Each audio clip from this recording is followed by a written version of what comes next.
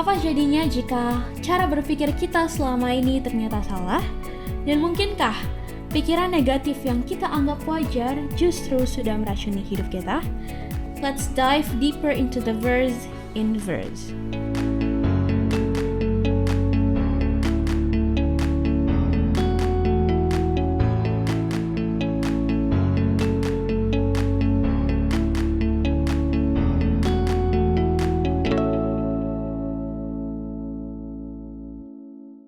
Selamat datang dalam belajar Alkitab Pemuda Inverse. Dan pada triwulan ini kita sedang mempelajari seri pelajaran memperbarui pikiran atau renewing the mind yang berhubungan erat dengan kesehatan mental atau kesehatan pikiran kita. Dan pada episode 4 kali ini kita akan membahas suatu pelajaran dengan judul Meluruskan Cara Berpikir yang Keliru dari Filipi 4 ayat 6 sampai dengan 13. Dan video diskusi ini adalah pelengkap bagi pembelajaran Alkitab Anda. Untuk itu Anda perlu untuk mempelajari materi inverse ini secara pribadi untuk memperoleh pengalaman yang lebih mendalam. Dan untuk mendapatkan ebook inverse, Anda bisa mengunduhnya melalui tautan yang ada di deskripsi video ini. Dan untuk buku cetak inverse, Anda bisa memperolehnya melalui Departemen Sekolah Sahabat Jemaat Anda masing-masing. Dan harap diingat, walaupun pelajaran sepanjang triwulan ini berkaitan dengan kesehatan mental, ini tidak menggantikan tenaga profesional dalam kesehatan mental. Dan untuk mulai diskusi kita, saya sudah bersama dengan Pendeta Eben, Kalana, dan juga Ko Kevin. Shalom. Shalom. Baik, sudah siap untuk diskusi kali ini? Ya. Pendeta Eben boleh pimpin kita di dalam doa. Oke, mari kita berdoa. Bapa di sorga, tolong kami untuk kami boleh memiliki pikiran yang dikendalikan dan diurapi oleh Roh Tuhan, sehingga kami boleh berpikir dengan baik tentang diri kami, orang lain, terutama tentang Tuhan. Terima kasih Tuhan, di dalam nama Yesus kami berdoa. Amin. Amin. Baik, sahabat Inverse, kita akan membaca dari Filipi pasal yang keempat ayat 6 sampai dengan 13. Filipi pasal yang keempat ayat 6 sampai dengan 13. Janganlah hendaknya kamu khawatir tentang apapun juga, tetapi nyatakanlah dalam segala hal keinginanmu kepada Allah dalam doa dan permohonan dengan ucapan syukur. Damai sejahtera Allah yang melampaui segala akal akan memelihara hati dan pikiranmu dalam Kristus Yesus. Jadi akhirnya saudara-saudara, semua yang benar, semua yang mulia, semua yang adil, semua yang suci, semua yang manis, semua yang sedap didengar, semua yang disebut kebajikan dan patut dipuji, pikirkanlah semuanya itu. Dan apa yang telah kamu pelajari, dan apa yang telah kamu terima, dan apa yang telah kamu dengar, dan apa yang telah kamu lihat padaku, lakukanlah itu. Maka Allah sumber damai sejahtera akan menyertai kamu. Terima kasih atas pemberian jemaat. Aku sangat bersuka cita dalam Tuhan bahwa akhirnya pikiranmu dan perasaanmu bertumbuh kembali untuk aku. Memang selalu ada perhatianmu, tetapi tidak ada kesempatan bagimu. Kukatakan ini bukanlah karena kekurangan, sebab aku telah belajar mencukupkan diri dalam segala keadaan. Ayat 12, aku tahu apa itu kekurangan dan aku tahu apa itu kelimpahan. Dalam segala hal dan dalam segala perkara tidak ada sesuatu yang merupakan rahasia bagiku, baik dalam hal kenyang maupun dalam hal kelaparan, baik dalam hal kelimpahan maupun dalam hal kekurangan. Segala perkara dapat kutanggung di dalam Dia yang memberi kekuatan kepadaku. Baik, Pak Pendeta, Ya. perikop minggu ini masih sama dari Filipi juga yang ditulis oleh Rasul Paulus. Dan di ayat 6, Pak Pendeta, itu ada kata jangan gitu ya. Ya. Kita ini kalau misalnya dengar kata jangan, kita langsung teringat gitu kayak 10 hukum, jangan ini, jangan itu gitu ya. Dan apakah kata jangan di sini sama maknanya dengan apa yang ada di 10 hukum? Dan apakah ini memiliki makna perintah atau hanya nasihat belaka oleh Rasul Paulus kepada jemaat di Filipi? Dan kalau misalnya memang itu benar, berarti kalau misalnya kita khawatir gitu ya, kita sebenarnya sedang berdosa dong kan. Kalau misalnya perintah Tuhan itu kalau melanggar berarti dosa gitu. Berarti kalau misalnya kita khawatir, berarti kita sebenarnya sedang melakukan dosa karena dosa adalah pelanggaran terhadap hukum Tuhan. Atau seperti apa sebenarnya Pak Pendeta? Ya, oke. Terima kasih Kak Alicia. Jadi di ayat yang ke-6 dinasihatkan di sini, janganlah hendaknya kamu khawatir ya. Jadi ayat ini dimulai dengan kata janganlah. Saya pikir ini adalah sebuah nasihat, petunjuk, ya sekaligus juga perintah kepada umat-umat Tuhan supaya mereka memiliki satu pengharapan, satu kepercayaan di dalam kondisi kehidupan apapun yang boleh jadi ya banyak pergumulan, persoalan, ini realita dalam hidup kita, tetapi dalam kondisi yang demikian pun firman Tuhan memberikan nasihat untuk kita tidak khawatir, tidak kehilangan pengharapan. Dan ketika kita mengabaikan apa yang harusnya kita lakukan, itu juga adalah dosa. Jadi di Alkitab berkata bukan hanya pelanggaran hukum Tuhan dosa, tetapi apa yang harusnya kita lakukan yang kita tahu baik tapi kita tidak lakukan, itu Yakobus 4 ayat 17, itu juga adalah dosa. Jadi ketika kita harusnya bergantung, berharap, percaya kepada Tuhan tapi hidup kita penuh kekhawatiran dan lain sebagainya, ini adalah sebuah hal yang Tuhan tidak berkenan. Di samping itu akan melumpuhkan kita punya pengharapan dan kehidupan rohani. Itu yang lebih berbahaya. Oke. Berarti ini selaras juga dan di King James Version dalam bahasa Inggris ayat 7 ini dimulai dengan kata and atau dan. Seolah-olah damai sejahtera Allah ini memang hanya akan kita miliki jika kita melakukan ayat 6 gitu, yang tadi sudah dibahas oleh pendeta. Hal ini seringkali membuat orang itu berkata, oh kalau tidak memiliki damai sejahtera berarti kamu kurang berdoa gitu, kamu belum berdoa gitu ya. Namun sebagai orang muda kan pastinya kita sudah sering nih menyatakan segala hal dalam doa dan permohonan dengan ucapan syukur seperti yang ada di ayat 7. Tapi tetap aja nih merasa khawatir. Sebenarnya apa yang terjadi dan menurut Ko Kevin dan Kak Alana gimana nih hal ini? Iya, jadi seringkali kita tuh khawatir karena kita nggak percaya sepenuhnya sama Tuhan, bahwa Tuhanlah yang memegang kehidupan kita. Gambarannya seperti apa? Aku kasih contoh, saya punya anak, ya kan. 2 hari lalu dia demam nih malam-malam, ya kan. Apa yang terjadi ketika dia demam? Jadi rewel kan. Dan bisa kalau ini anak masih 1 tahun, baru 1 tahun, jadi masih baik lah ya. Ketika dia lagi sakit, dia tuh nempel banget sama entah mamanya atau papanya. Jadi kayak 2 hari lalu akhirnya dia bisa nempel sama saya dan ketiduran. Jadi malam-malam tuh jam 2 dia ketiduran, saya peluk, dia tidur. Dan seringkali kita tuh nggak seperti itu sama Tuhan gitu. Kita nggak sedekat itu, kita nggak percaya. Anak kecil tuh gampang untuk bisa seneng, asal dia lihat aja ada orang tuanya, udah bisa tenang gitu kan. Tapi kalau misalnya kadang-kadang kalau misalnya di tempat baru, anak kecil kalau udah nggak lihat orang tuanya, udah mulai deh dia akan mulai gelisah, akan mulai gusar. Nah, kita pun sama Tuhan tuh harus seperti itu. Kalau kita memang percaya sama Tuhan, kita tahu oke, Tuhan sama saya, ya saya tidak perlu khawatir lagi. Karena Tuhanlah yang pegang semuanya, Tuhan punya kuasa dan Tuhan mengendalikan segala sesuatu, sehingga saya tidak perlu khawatir. Amin. Ya kalau dari aku mungkin ini adalah part yang sering kali kita lupakan dalam berdoa, bahwa jadilah kehendakmu bukan kehendakku.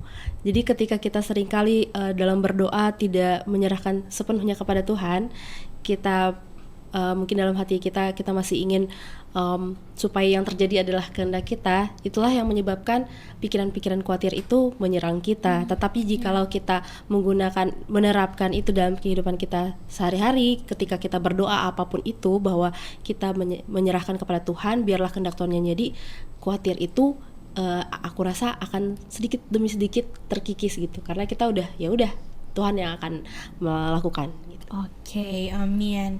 Kita coba move dulu ke ayat 12 sampai 13. Di situ Rasul Paulus berbicara tentang pengalamannya dalam berbagai situasi, kenyang atau lapar, kelimpahan atau kekurangan gitu ya. Sebagai pengikut Kristus, apakah ini berarti bahwa idealnya keadaan luar itu tidak seharusnya mempengaruhi cara kita berpikir atau juga cara kita merasakan sesuatu gitu?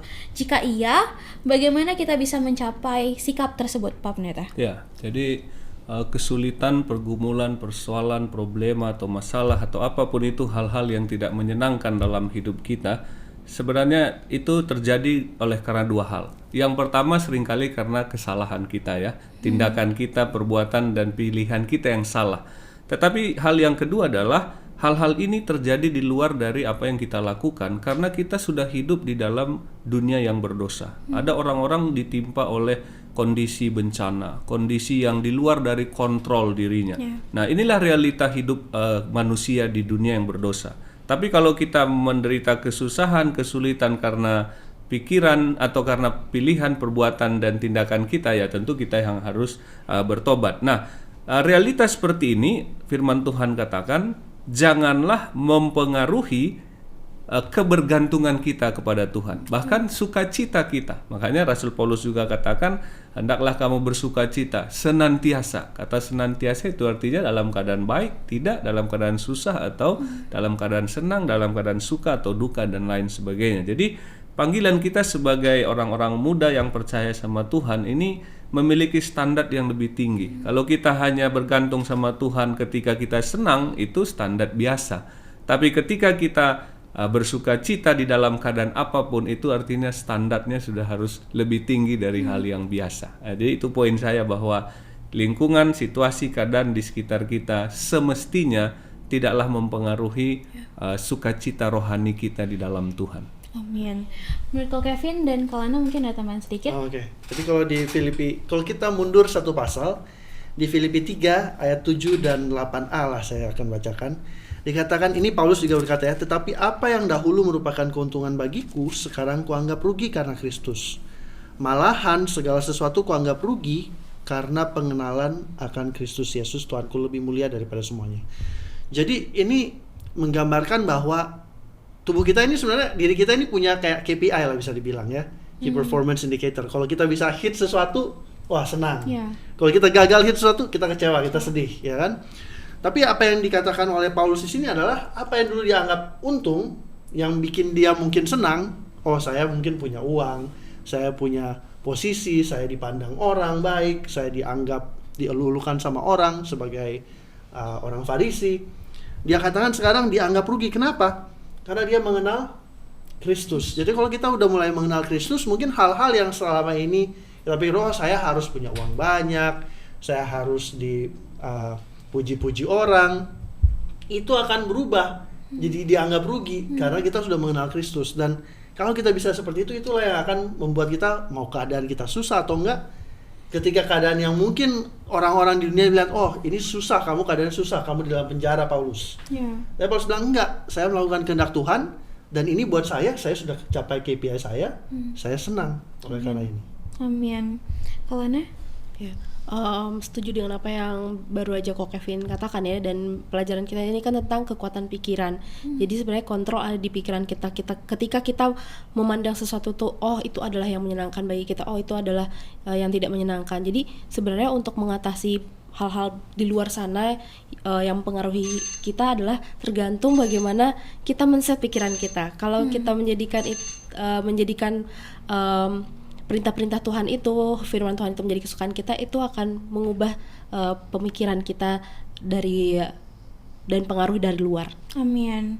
Baik sahabat Inverse, kita akan lanjutkan setelah yang satu ini. Bosen, ngantuk, malas, gak ngerti. Apakah kata-kata ini keluar ketika kamu mendengar kata Bible Study? Belajar Alkitab harusnya menjadi suatu hal yang menyenangkan. Tapi kenapa rasanya susah sekali untuk memulai? Apa yang salah? Apa yang harus dilakukan agar belajar Alkitab rasanya tidak begitu-begitu saja? Banyak orang bilang ada banyak jalan menuju Roma. Jika pepatah ini benar, kami percaya Tuhan pasti sudah sediakan lebih banyak lagi jalan menuju Alkitab, menuju Dia. Hanya saja, jalan-jalan itu mungkin belum terlihat oleh kita. Tapi kita bisa meminta. Yesus pernah berkata dalam Matius 7 ayat 7, mintalah maka akan diberikan kepadamu, carilah maka kamu akan mendapat, ketuklah maka pintu akan dibukakan bagimu. Bagaimana cara memintanya? Lewat doa. Berdoalah untuk meminta hikmat dan kemauan yang kuat untuk belajar Alkitab. Setelah itu, mari buka Alkitab dan belajar sedikit demi sedikit sesuai kemampuanmu. Jika kamu bingung mau mulai dari mana, Inverse Indonesia memiliki Bible Study Guide yang bisa membantumu menentukan apa yang ingin kamu pelajari. Semua dikemas dengan bahasa yang mudah dimengerti. Inverse juga berusaha keep in touch untuk menemani kamu belajar Alkitab. Ada sosial media, diskusi melalui podcast. Semua dilakukan untuk mengingatkan kamu bahwa kamu tidak sendiri. Bahwa kita sama-sama bertumbuh dalam Tuhan, kita belajar bersama-sama, kerja bersama-sama untuk Tuhan. Dan kalau suatu saat kamu kembali merasa jenuh atau buntu, selalu ingat, ada banyak jalan menuju Roma. Ada banyak cara untuk belajar Alkitab dengan menyenangkan, dan kami harap Inverse adalah salah satunya. Open your heart dan open your Bible. Let us dive deeper into the verse. Inverse.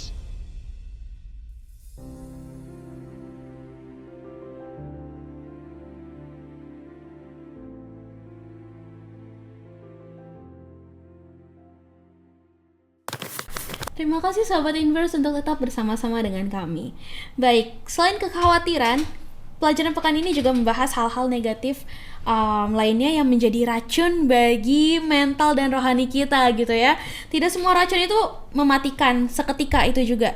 Ada yang merusaknya itu perlahan-lahan tanpa disadari gitu ya. Dan konsep ini juga mungkin bisa membuat banyak orang muda itu merasa aman membiarkan pikiran negatif atau memaparkan diri pada hal-hal yang negatif atau membahayakan tapi sebenarnya terlihat sepele gitu ya.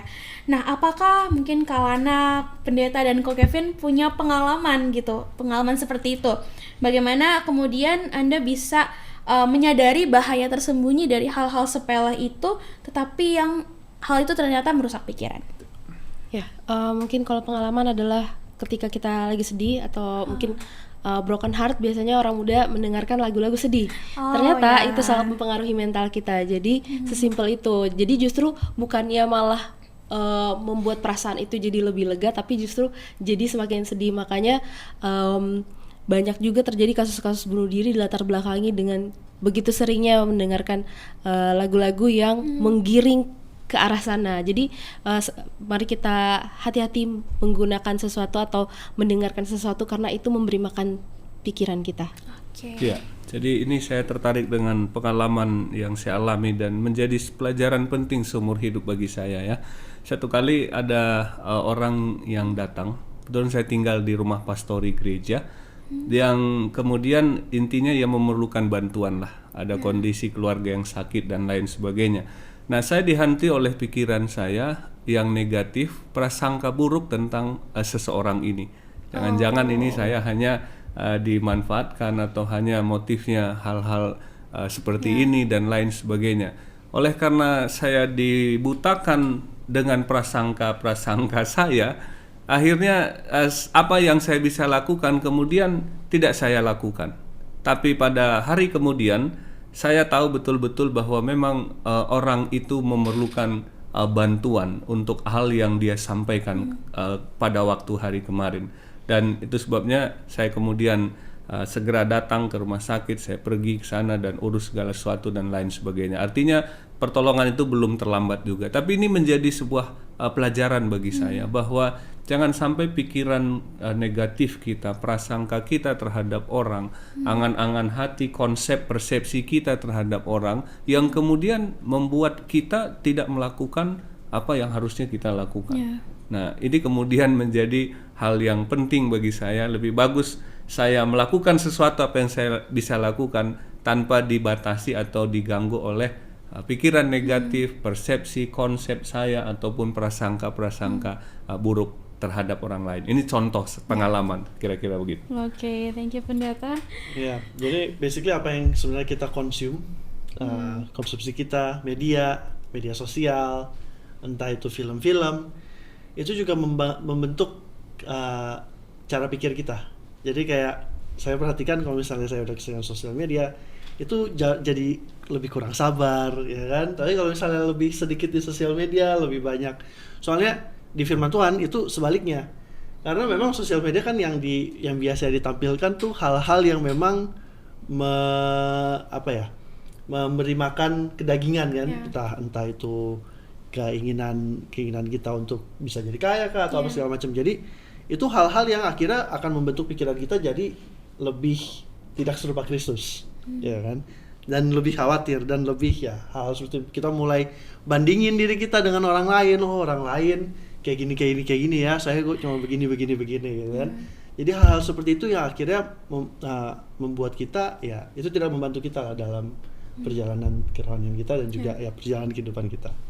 Ya, aku relate banget sih sama kesaksian dan pengalaman dari kakak-kakak semua. Dan sahabat Inverse boleh jawab dalam diri masing-masing ya, apa pengalaman kalian terkait hal ini gitu ya.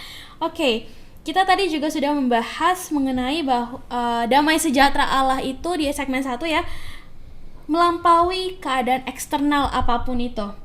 Tapi bagaimana kita memahami seseorang yang tetap damai di tengah situasi tersebut? Karena ini suka dianggap aneh oleh dunia gitu. Contohnya misal kayak orang komentar, kok kamu santai banget sih, padahal happy aja, padahal belum dapat kerja. Kamu kok happy aja sih, padahal belum punya anak, belum nikah, dan lain-lain semuanya. Apakah dunia memandang damai sejahtera itu berbeda gitu ya dari yang Tuhan ajarkan itu, Pendeta? Ya, jadi seringkali standar yang dunia pakai bukan standar yang Tuhan pakai untuk menilai dan mengukur kehidupan seseorang. Jadi mungkin ukuran dunia, kesuksesan, karir yang baik, keluarga yang sukses dan lain sebagainya, saya katakan itu semua hal yang baik, bukan juga salah. Itu semua hal yang penting. Orang-orang muda, kita mau juga mereka orang-orang sukses, keluarga yang baik, pekerjaan yang mapan dan lain sebagainya. Tetapi apa artinya hal-hal itu jika kita kehilangan sesuatu yang lebih penting, yaitu Kristus. Tetapi kalaupun mungkin hal-hal seperti itu kita belum miliki, tetapi ketika kita memiliki Kristus itu jauh lebih penting dari segala sesuatu. Jadi apa yang saya mau katakan adalah kita jangan terbeban kepada ukuran daripada dunia. Karena seringkali standar daripada dunia hanya menilai hal-hal yang fisikalis seperti tadi, yang sementara, sudah menikah, pekerjaan dan lain sebagainya, uang dan karir, tapi bukan itu yang Tuhan pakai menjadi ukuran yang utama menilai hidup yang berkenan di hadapannya. Tapi sekali lagi saya tidak katakan ini tidak penting. Ini semua adalah hal yang penting, tetapi bukan hal yang terpenting. Amin. Mungkin Kalana dan Ko Kevin ada pengalaman yang bisa dibagikan? Ya, apalagi kalau udah umur segini ya, biasanya dia tanyain udah kapan nikah ya kan, terlalu milih-milih dan lain sebagainya. Tapi balik lagi, kalau misalkan tadi Pendeta udah singgung juga, biasanya standar dunia hidup bahagia itu adalah menikah, punya anak, punya pekerjaan yang bagus. Sedangkan kalau kita baca di Alkitab, sebenarnya standar kehidupan yang bahagia itu adalah dapat menjalankan misi Tuhan Yesus, yaitu menyebarkan Injil ke seluruh dunia. Amin. Ya, dan ya aku mungkin mau menambahkan yang Pendeta tadi katakan, kita damai tapi bukan berarti kita masa bodoh, ya kan? Jangan berarti saya belum punya pekerjaan, ya udah damai-damai saya santai-santai aja. Bukan berusaha. seperti itu ya, nggak ada usahanya gitu kan? Nggak, bukan berarti kita damai-damai itu damai itu sesuatu yang lebih dari sekedar mungkin cuma bisa dilihat begitu aja gitu. Itu kan keadaan hati kita bagaimana gitu kan? Jadi ada orang yang emang ya udah nggak ada kerjaan ya masa bodoh, mungkin gue nggak anggap kerja itu penting gitu kan, gue lebih pentingin ya gue bisa tidur, gue bisa main-main, bukan itu, tapi yang maksudnya yang Tuhan inginkan di dalam kehidupan kita. Jadi tapi damai itu ya artinya kita tidak khawatir, kita percaya, kita yakin bahwa ya Tuhan sedang persiapkan sesuatu buat kita, dan kita juga sedang mengusahakan sesuatu agar supaya ketika waktunya tepat, waktu Tuhan tepat, kita bisa dapatkan itu. Apa yang ada di depan mata kita kerjain dulu gitu ya, Pak ya? I see. Oke, kalau gitu ini sudah semuanya nih, merangkum semuanya yang dipelajari di pelajaran pekan keempat ini. Mungkin dari Ko Kevin, Kalana dan Pendeta boleh menyampaikan satu closing statement. Oke, ini dari Kolose 3 ayat 1-3 dikatakan, karena itu kalau kamu dibangkitkan bersama dengan Kristus, carilah perkara yang di atas, di mana Kristus ada duduk di sebelah kanan Allah. Pikirkanlah perkara yang di atas, bukan yang di bumi, sebab kamu telah mati dan hidupmu tersembunyi bersama dengan Kristus di dalam Allah. Jadi pikirkan pikiran-pikiran yang berasal dari Kristus, pikiran-pikiran Kristus, sehingga ya itu akan membantu pikiran kita untuk bisa memikirkan hal-hal yang benar. Amin. Mungkin kalau dari aku, biarlah apapun yang kita makan, kita masukkan ke dalam tubuh kita, pikiran kita, kita lebih bijaksana untuk memilihnya, dan begitu juga dengan memilih lingkungan di mana kita akan mengobrol dan bertukar pikiran, karena itu sangat mempengaruhi bagaimana cara kita berpikir. Amin. Ya, jadi apa yang Kak Kevin dan Kak Lana tadi sudah sampaikan dikuatkan apa yang firman Tuhan sebutkan dari bacaan kita tadi ya. Semua yang benar, mulia, adil, suci, manis, sedap didengar, kebajikan, patut dipuji, itulah yang harusnya mengisi pikiran kita. Jadi anak-anak muda, mari kita memikirkan hal-hal yang berkenan di hadapan Tuhan, sehingga perkataan, tindakan, dan hidup kita sesuai dengan apa yang mengisi pikiran kita. Amin. Untuk menutup pelajaran ini, Kok Kevin boleh pimpin kita dalam doa. Baik, mari kita bersatu dalam doa. Bapa di surga, kami bersyukur buat pelajaran kami pada hari ini. Ya Bapa, tolong ambil pikiran kami yang jahat ya Tuhan. Berikan kami pikiran Kristus, pikiran yang mau memikirkan hal yang baik, yang suci, yang murni, yang mulia. Dan kiranya ini boleh mengubahkan kehidupan kami setiap hari, di dalam kehidupan kami, dalam menanti kedatangan-Mu yang kedua kali. Terima kasih Bapak sudah mendengar menjawab doa kami. Di dalam nama Yesus kami berdoa. Amin. Amin. Terima kasih banyak Pendeta Ben, Kalana, dan juga Kok Kevin, serta seluruh sahabat Inverse yang telah menyaksikan episode kali ini. Biarlah Tuhan boleh menolong kita untuk mengatasi segala pikiran negatif yang meracuni kehidupan kita. Sampai jumpa pada episode berikutnya. Tuhan Yesus memberkati.